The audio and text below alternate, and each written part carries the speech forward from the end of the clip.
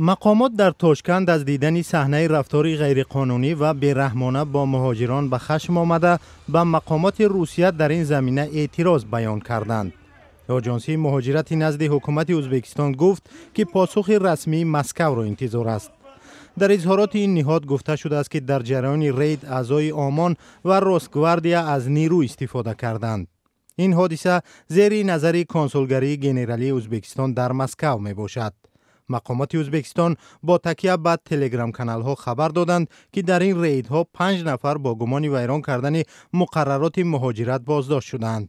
در میان آنها 2 نفرشان شهروند تاجیکستان می باشند. ولی مقامات در این کشور مثل بسیار دیگر حادثه ها در گذشته به این خبر واکنش نکردند.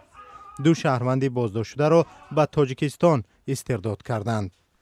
در آژانسی مهاجرت ازبکستان از شهروندانشان درخواست شده است که به زودترین فرصت با نمایندگی این اداره در روسیه در تماس شده خبر دهند که آیا کسی آسیب دیده است و یا حقوقش پایمال شده و یا با مشکلات دیگری روبرو شده است. یوریش و فشار و لطوکوبی به سبب و هم مناسبت دغلانه و تبعیض‌آمیز خادمان حفظ قانون به خوابگاه و جایهای کار و محل تجمع مهاجران کاری در روسیه که زیر نوار ویدیویی صورت می‌گیرد به یک عادت دائمی آنها تبدیل شده است. یکی از چنین حادثه ها 10 اپریل در یک حمام شهر مسکو رخ داد.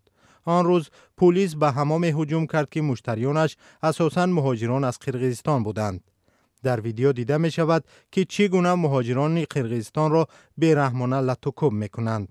مقامات بیشکک به کرمل نوتای اعتراضی فرستاده از مسکو طلب کرد که شهر بدهد بر اساس چی و با چی سبب با مشتریان حمام چنین رفتار شده است. در جواب وزارت کارهای داخلی روسیه نوشت که خادمان پلیس کاری غیرقانونی نکردند.